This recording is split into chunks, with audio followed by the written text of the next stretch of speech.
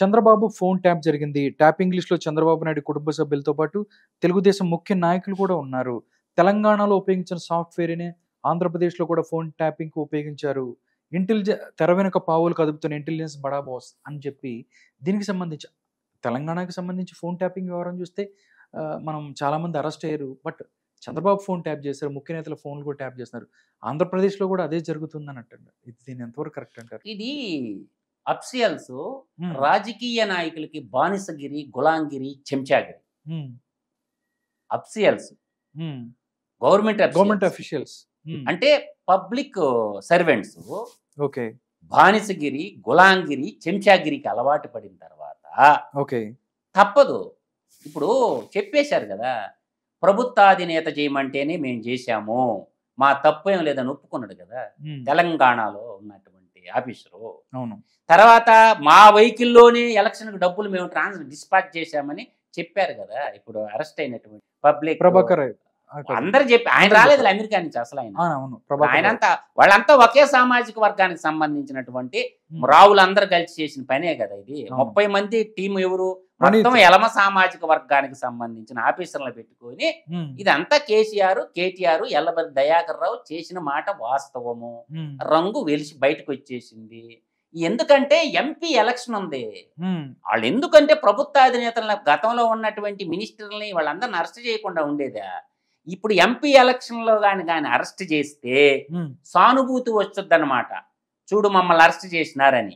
అందువల్ల ఏంటంటే ఎలక్షన్ అయిపోయిన తెల్లారి దిబిడే ఉంటుంది. June 4 ఎలక్షన్ తెలంగాణలో అయిపోయిన తెల్లారి కొన్ని అరెస్టులు రాజకీయ నాయకులను కూడా అరెస్ట్ చేసి లోపలేసేస్తారు. నిన్న అదేదో ఒక ల్యాండ్ కుంభకోణంలో ఒక ఆయన కన్నారావును కూడా అరెస్ట్ చేశారు. అవునండి. ఎవరైతే ముఖ్యమంత్రి ఇవన్నీ ఏం ఆగవండి. చేసిన తప్పులు చేసిన కర్మ నుంచి ఎవరు తప్పుకోలేడు. ధర్మంగా ఉన్నవాడిని ఎందుకు అరెస్ట్ చేస్తారా? చేయరు కదా. అందువల్ల ఏంటంటే కొత్తకోట శ్రీనివాసరెడ్డికి ఇప్పుడు సిపి కమిషనర్ ఉన్నారు కదా, కొత్తకోట శ్రీనివాసరెడ్డి సొంత తమ్ముడిని వదల తప్పు చేస్తే సిన్సియర్ ఆఫీసర్. ఆయన 8 సంవత్సరాలు లూపులైల్లో పెట్టినా కూడా నేను ఆడపోయిన ఐపీఎస్ ఆఫీసర్ నేర్చుకోరని వాళ్ళ సొంత తమ్ముడు కాళ్ళు పట్టుకున్న కనికరించలా. కొత్తకోట శ్రీనివాసరెడ్డి నిజాయితీకి నిలువెత్తు నిదర్శనమైన ఆఫీసరు. ఎక్కడ రూపాయి పేదింట్లో పుట్టి రెడ్డి గారు అయితే కావచ్చు, నిరుపేద కుటుంబంలో పుట్టిన సకల గుణాభిరాముడు కొత్తకోట శ్రీనివాసరెడ్డి. నేను మాత్రం బల్ల గుద్ది చెప్పగలను. కాబట్టి వాళ్ళ సొంత తమ్ముడినే వదల్లా, మర్యాదగా పోయి అరెస్ట్ అవ్వమని చెప్పిండు. లేకపోతే నేను వచ్చి అరెస్ట్ చేయాల్సి వస్తుందని చెప్పినట్టు మహోన్నతుడు కొత్తకోట శ్రీనివాసరెడ్డి. అతను కరప్షన్ ఇటువంటి ప్రభుత్వానికి బానిసగిరి చేయడు కొత్తకోట శ్రీనివాసరెడ్డి. ఉద్యోగం లేకపోయినా ఉంటాడు కానీ అతను చేయడు, సిన్సియర్ ఆఫీసరు. అందువల్ల ఏంటంటే అమెరికా ఆయన కూడా వస్తే అసలు నిజాలు కక్కుకుంటా. అమెరికాలో ఎందుకు దాక్కోవటం, ప్రభాకర్ రావు ఎందుకు దాక్కోవటము? ఆయన దిగుమతి వచ్చి ఉన్న నిజాలు చెప్పేయి. అయ్యా మా తప్పేమి లేదు, గత ప్రభుత్వం చేయమంటే మేము చేసినము కాబట్టి ఉన్నది ఉన్నట్టు చెప్పేసి జడ్జి ముందు వాళ్ళు చూసుకుంటారు. జడ్జీలు, హైకోర్టు కోవిధులు, ఆ టెలిగ్రాఫ్ యాక్ట్ చట్టం, ఇంకా బెయిల్ కూడా రాదు అనుకో. టెలిగ్రాఫ్ యాక్ట్ కింద బెయిల్ కూడా రాదు. అదే చాలా దుర్మార్గమైనటువంటి ప్రక్రియ. కొన్ని కుటుంబాలు నాశనం అయిపోయినాయిగా. అందువల్ల ఏంటంటే ఆంధ్రప్రదేశ్ లో కూడా జరుగుతుంది. అక్కడ అధికార అంతమును చూడవలే అయ్యి గారి సూయగములని. సేమ్ ఇక్కడ ఏం జరుగుతుందో మేబీ అక్కడ కూడా ఆడ వీళ్ళిద్దరు దోస్తులే కదా. దోస్తు మేరా దోస్తు తూహే మేరా క్యా హై అని. అర్థమైందా మీకు? దాల్ మే కుచ్ కాలా హై, దాల్ మే కుచ్ కాలా హై, కుచ్ హాయ్, దూద్ మే భీ కుచ్ కాలా హై. నీకు అర్థమైందా? కందిపప్పులో కొన్ని నల్లవి ఉంటాయి, కానీ దూద్ అనేది పాలు. పాలల్లో నల్లదనం ఎట్టొస్తుంది? ఎన్ని నీళ్లు పోసినా తెలంగాణ ఉంటాయి, కానీ నల్లదనం ఉంటుంది దాంట్లో. అంటే పాలల్లో పాల వ్యాపారం నీళ్లు పోసి నల్ల డబ్బులు ప్రజలకు అంటి కొట్టేస్తారా. మల్లారెడ్డి చెప్పిండు కదా, పూలమ్మినా పాలమ్మినా అన్నాడు. పాలమ్మినా అంటే చొచ్చిన పాల నీళ్లు అంటే అదే నల్లదనం. అంటే నీళ్లు పోసి డబ్బులు గుంజింది, దాని నల్లదనమే కదా. అట్లా నీకెందుకంటే ఫోన్ ట్యాపింగ్ అనేది ఆంధ్రప్రదేశ్ లో ఇచ్చలవిడిగా జరుగుతుంది. నేను కూడా అలా ఎదుర్కొన్నాను. సంఘటనలు నాకు కూడా ఉన్నాయి. అందువల్ల నా ఫోన్ కూడా ఇప్పుడు కూడా ట్యాప్ లోనే ఉంది. నా ఫోన్ కూడా ట్యాప్ లోనే ఉంది. మీరేం టెన్షన్ పడబాకండి. చేసుకొని ఏం చేసుకుంటాడు? ట్యాప్ చేసుకుని మనం ఎవరితో మాట్లాడుతున్నా ఏంటి అది చేసుకొని అబ్బా ఏమవుతుంది? నా దగ్గర ఏముంది? ముల్లే ఏముంటది? ముల్లి నా దగ్గర. నేనేమన్నా డబ్బులు అన్నట్టు నా ఫోన్ కూడా ట్యాప్ లో పెట్టుండ్రు. చేసుకోమను, ఏమవుతుంది? నా ఫోన్ ట్యాప్ చేస్తాడు, ఏం పిక్కుంటాడు? పిక్కో. నా ఫోన్ ట్యాపింగ్ లో ఉందంటే ఏం పిక్కుడు పిక్కుమంటుండా?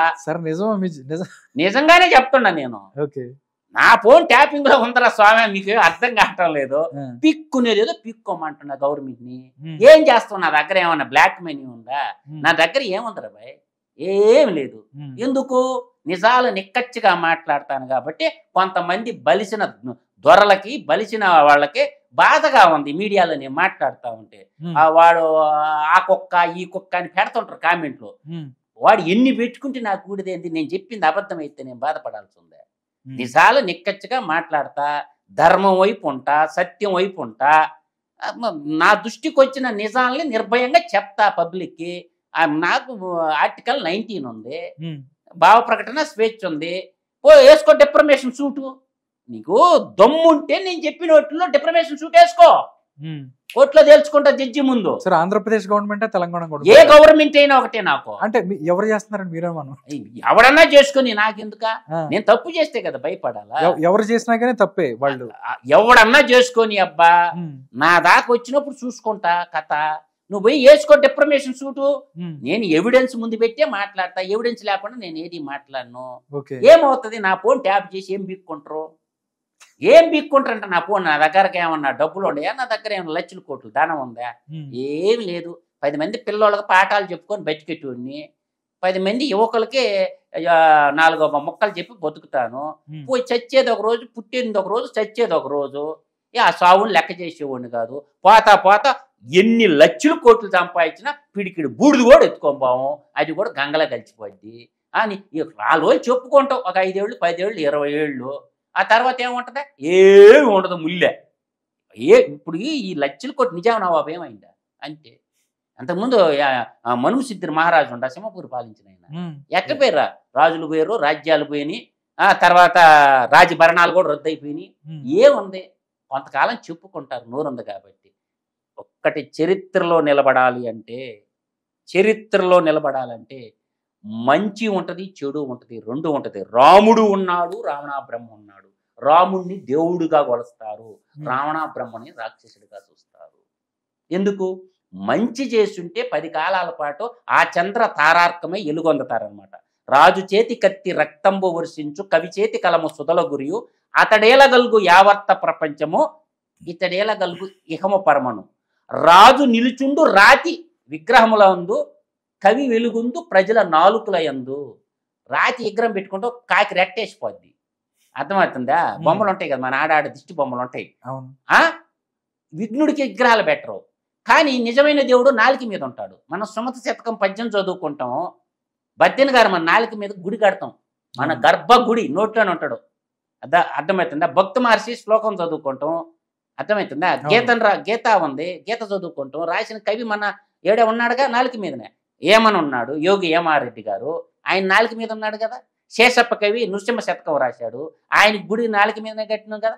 ఎంతమంది విద్యార్థులు ఈ సృష్టి మొదలు అంతం వరకు వాళ్ళని చదువుకుంటాను, సృజిస్తానే ఉంటాం. వాళ్ళ మహానుభావులై ఆ చంద్ర తారార్కమై ఎలుగుతుంటారు. అందుకే చెప్తా, రాజు కేతి కత్తి రక్తంబు వర్షించు, కవి చేతి కలము సుధల గురియు. అతడే రాజు. అంతా అలెగ్జాండర్ ఏంది? ప్రపంచాన్ని జయించాలని వేదిందేండు. ఏమైపోయిండు? హిట్లర్ ఏమైండు అంటే వాడు కాల్చుకొని తెచ్చిండు చివరికి. ఎవడు శాశ్వతంగా ఉండదు, రాజరికం శాశ్వతంగా ఉండదు. ఇవాళ ఎప్పుడు పుట్టి వేదాలు చదువుకోవటం లేదా? అష్టాదశ పురాణాలు ఎప్పుడు పుట్టి? 18 పురాణాలు చదువుకుంటున్నావా లేదా? తర్వాత మీకు ఇతిహాసాలు 2, రామాయణం మహాభారతము. రామాయణం చదువుతున్నావా లేదా? తర్వాత మహాభారతం 18 పర్వాలు చదువుతున్నావా లేదా? దాని తర్వాత ఇంకా చెప్తాను నేను, తెలుసుకుంటా పోతే ఇతిహాసాలు 2 చదువుతున్నావు, భగవద్గీత చదువుకుంటున్నావా? ఆ పదాలు కూడా నెత్తిగలదా? నువ్వు ఏ ప్రపంచంలో ఏ మూలకు పోయినా అయ్యి దేవీప్రమాణంగా వెలిగిపోతానంటే ఎక్కడికి పోతాయి? అందుచేత నేనేది ఈ రాజరికం ఆడంబరాలు అనేవి కొంతకాలం జిగేలు అంటాయి. తర్వాత పోరా బొసడి కొన్ని తరాలు పోయిన తర్వాత ఎవడో గుర్తుండదు. అంతెందుకు? మన దేశ 2వ ప్రధాని పేరు అడగండి, ఎంతమంది చెప్తారు చూస్తాను. మన దేశ ప్రధాని 2వ ప్రధాని నెహ్రూ పేరు చెప్తారు, ఇందిరాగాంధీ పేరు చెప్తారు, మధ్యలో ఉన్న ప్రధానమంత్రి పేరు చెప్తారా? ఎంతమంది చెప్తారు? గుల్జాల్ లాల్దండా 2 సార్లు చేశాడు, నిజాయితీ పురుడు, 2 సార్లు చేశాడు దేశ ప్రధానిగా. చౌదరి చరణ్ సింగ్ చేసిండుగా, ఐకే గుజరాల్ చేసిండుగా, దేవగౌడ చేసిండుగా, లాల్ బహదూర్ శాస్త్రి చేసిండుగా. వాళ్ళ పేర్లు గుర్తుంటాయా? వాళ్ళే గుర్తుండవు. అందువల్ల ఏంటంటే మంచిని మంచిగా చూడాలా, చెడుని చెడుగా చూడాలా. సాధ్యమైనంత వరకు మంచి వైపు నిలబడి, నేను అందుకే చెప్తా ఏ వ్యక్తికైనా, సత్యమేవ జయతే, ధర్మో రక్షిత రక్షిత, లోకా సమస్తా సుఖినో భవంతు, తమసోమా జ్యోతిర్గమయ. అందువల్ల ఇది మన ధర్మం, ఇది మన సనాతన ధర్మం. దీన్ని కాపాడుకుంటే, ధర్మాన్ని నువ్వు రక్షిస్తే అది నిన్ను రక్షిస్తుంది. నేను చెప్పగలిగింది అంతవరకే. సత్యం వైపు నువ్వు ఉంటే గెలుపు నీదే. ఏ రోజైనా అబద్ధం ఊరంతా తిరిగి వచ్చేలోపు నిజం గడపమాని కూడా దాటదు. అందువల్ల ఏంటంటే సత్యం వైపు ఉండండి, ధర్మంగా ఉండండి అని మాత్రం చెప్పగలను. ఇది మన ధర్మం. లోకా సమస్త సుఖినో భవంతు అంటే ప్రపంచంలో ఉన్న ప్రజలందరూ బాగుండాలని కోరుకునేటటువంటి మన సనాతన ధర్మం. ఇంతకు మించిన ధర్మం నేను చెప్పగలిగలేదు. నేను ప్రజల రాజకీయ నాయకులకు చెప్పేదండి, నీతిగా బతకండి, ఎన్ని కోట్లను సంపాదించుకోండి, ప్రజలను మాత్రం మోసం చేసి ప్రజల రక్త మాంసాలతో వ్యాపారం చేయకూడదు, ప్రజల సొమ్మును దోపిడీ చేయొద్దు. ప్రజాస్వామ్యంలో నియమ నిబద్ధలతో ఒక పుచ్చలపల్లి సుందరయ్యలాగా, సుందరరామిరెడ్డి లాగా, ఒక అనంతపురం జిల్లాలో పుట్టిన తరిమిళ్ళ నాగిరెడ్డి లాగా ఇలా నిజాయితీగా బతకడం అనేది నేర్చుకోండి. మనకిద్దరికి ఈ దేశం కోసం మన ప్రాణాలు త్యాగం చేసిన అల్లూరి సీతారామరాజును స్మరించుకోండి. ప్రజల కోసం తన శిరస్సునే దానం ఇచ్చినటువంటి పల్నాడు ప్రాంతంలో పుట్టిన కన్నిగంటి హనుమంతు గురించి తెలుసుకోండి.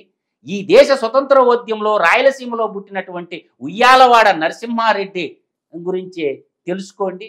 అట్లా మనం గొప్ప గొప్ప వాళ్ళని ఆదర్శంగా తీసుకోవాలి. కానీ ఈ రోజుల్లో దొంగల్ని, డెకాయిట్లని ఆదర్శంగా తీసుకుంటున్నారు నేటి యువత. దొంగల్ని, డెకాయిట్లు కాదురా ఆదర్శంగా తీసుకోవాలి.